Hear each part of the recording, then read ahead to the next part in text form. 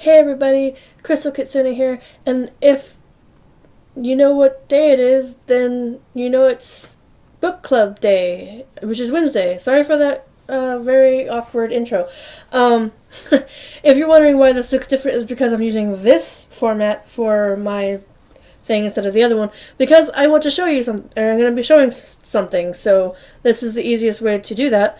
The other thing won't let me do it unless I actually edit it in, and I'm not good at editing or anything, so let me tilt this down just a tad because it's actually a little bit high. Okay, that's a little better. So anyway, today is Wednesday, so that's Book Club Day. If you remember, this is week 5. Last week we talked about 2 books, the one we talked about Angus Thongs and Full Frontal Snogging, which is one that I suggested that you read. I'm still not doing anything with Wicked. And then also we talked about the supplement kind of book about the Holocaust that was a autobiography about a woman named Edith Hahn Beer who survived the Holocaust. And I actually finished that book. But before we get to that, I'm going to suggest a book for you guys. I don't actually have a physical copy of this book, so I pulled up an image of it. And it is called, most of you probably seen the movie. It was a movie adaptation in the 80s, and it was a really good movie. And I probably mentioned this in something, and it was one of my favorite movies growing up. I think probably in the nostalgia corner I mentioned this because it's kind of like in the same vein of the kind of quality of stuff that you got from the 80s, like Moonwalker and everything. And that is, look at this. I can't point very well. It is The Neverending Story. I'm like very bad Vanna here. The Neverending Story. Look at the story. I can't physically hit it, but it's a Neverending Story. And it's done by Michael End. I don't have a synopsis for the back, so I can actually read it. But this is a story that, like I said, it was made into a movie in the 80s. But I read the book when I was younger, and there is a picture of a lion in this book, but there is no lion in the actual adaptation of the movie, so what's with that? It's actually a part of, I don't know why they didn't put that part in, but it was actually a pretty interesting part, so I don't know why. But if you want to find out what the lion is about and why he's in the story and not in the movie, check it out. Again, it's by Michael End, and I can't read the synopsis because I don't actually have a physical copy of this book to read to you, so you're just going to have to find it yourself and read it to you. Basically, it's a boy named Bastian Bucks who believes in a lot of fairy tales and unicorns and things like that, and his father keeps telling him to grow up and stop putting your heads in the clouds and think about fantasy and stuff like that and actually live in the real world and to face your demons and bullies and things like that. And then he comes across a book that is called The Neverending Story. He starts reading it, and it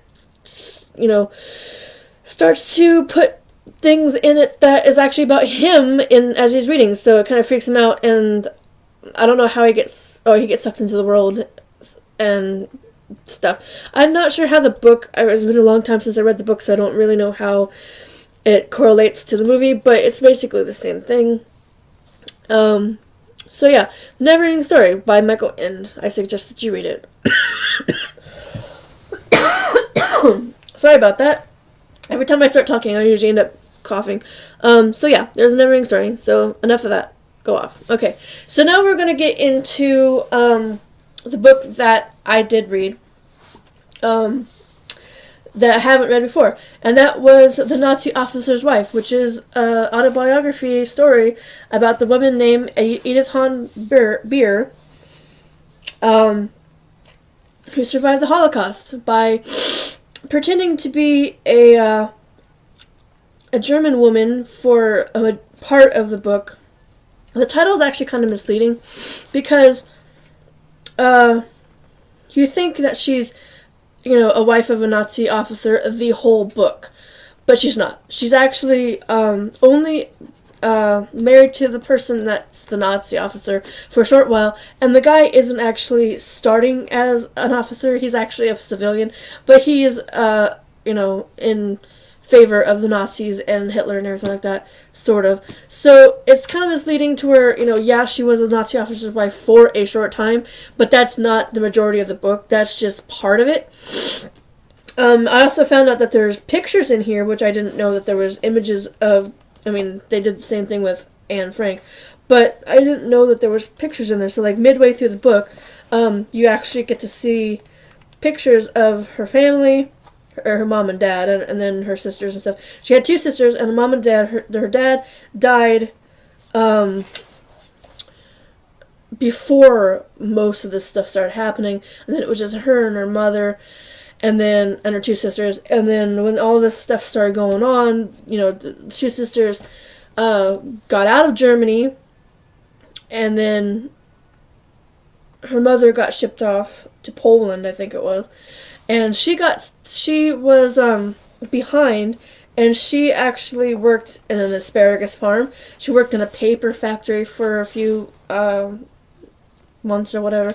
So it was, the beginning of the book starts with her, I guess, like, early 20s or whatever, late teens, early 20s, where she is studying to become a judge/lawyer, and then all the stuff that goes on with Hitler causes her to not be able to do that because they refused to let her go to the school that she was learning to do all this stuff in. And so then she had after all this stuff working in the fields and in the factory, then she decided to take on an identity of a friend and move into where all the other Nazis were and pretend that she was, one of them. And she was that way until the end of the thing when Hitler fell, and then she went back to being a Jew, and slowly that survived, slowly started coming out, and everything was slowly getting back together, although her mother didn't make it because she was shipped to Poland and then murdered shortly thereafter. So anyway, it's a good book. I probably gave away most of what was going on, but it's still a good read. As I said before, I figured that it would be kind of like what would happen if Anne Frank was older during this ordeal and was, like, going to school and, was out and about instead of... I mean, Anne Frank was going to school, but not, like, in a university where she could, like, take care of herself and stuff like that. So I think that's kind of what it would have been like. She actually kind of looks a little bit like Anne Frank, at least in this one picture. So, yeah. So here's the book again, in case you're interested in reading it. Or if you're just waiting to see what my take on the book was going to be before you checked it out. If you did read it, then yay for you. I hope you enjoyed it. And if you haven't read it yet, I do suggest you do, along with the Anne Frank book that I suggested a couple of weeks ago. But now we'll get on to the next story that we're going to read. I suggested one book to you that was The Never-Ending Story, right here. You can see. Go off there. Go off. Thank you. And then we also have a book that we haven't read yet that most of you, again, it's been adapted to movie form. And this book is actually, I think, it takes after the movie, like the look of the characters and stuff like that from the movie. But it's called... Crazy look in my eye. It's called Willow. Now, most of these characters look like the characters from the movie. So this is like a movie version of the book, which like they did with Harry Potter and or not Harry Potter, but Lord of the Rings, because they made books that looked like they had the cover of the characters from Lord of the Rings, the movie. So here's Willow. I've heard of this movie and hadn't ever read it as a kid. Or adult, for that matter. But I've heard of it. I've heard of the movie. I heard of... I'll probably, like, after I read the book, I probably will see the movie, so that way I can compare. And it's got, like, stills from the movie. It's got color pictures from the movie. So, yeah, it's an adaptation from the actual movie. So this one actually has a synopsis in the back because I actually own it. So it says, the child. She was born with the mark on her arm, the mark of the one who will cause the downfall of Queen Bavmorda, and in her evil reign, if she survived. The prophecy, the legend told that the queen that a child would be born who would destroy her. That prophecy was the queen's greatest fear, and now it was about to come true unless she could stop it. The power of magic. Willow Ufgood, I cannot speak, had always wanted to be a magician, to be wise and respected in the community. His dreams were about to come true, but in ways that he could never imagine. So, it was done in 1988 by Lucasfilm, so about the same person that does Star Wars, apparently. So, we will see what this is about. It looks kind of like, these guys look like hobbits, so it looks kind of like a Lord of the Rings knockoff kind of thing. He's even got ring wraith looking things. Yeah, it looks kind of like a... Sorry if anybody likes this book and is, getting at me for comparing it to Lord of the Rings, but it looks kind of like a spoof or something of Lord of the Rings with hobbits, little people. Okay, well, we'll be reading this week, so next Wednesday I'll be giving my take on what I thought about this book, given that I'm able to read it. I should be able to read it. It's a lot smaller than the other one that I read in a week. So, yeah, that is the 3 books for this book club. If you have any suggestions about books that I can read, leave a suggestion in the bottom there. If you did read any of the books that I've read so far, or we've read so far, or I've suggested, tell me what you thought about it. Let's have a little conversation. This is Book Club, after all. If you like this video, give it a like. It will help me out a lot. Also, to tell your friends, because word of mouth will also help. If you want to follow me on Twitter, there will be a link down below to where you can click on and follow me on Twitter.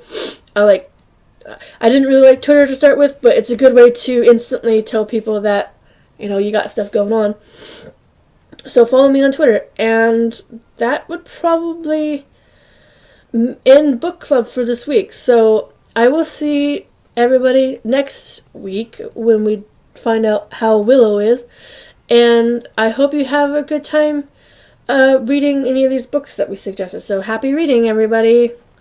Bye-bye.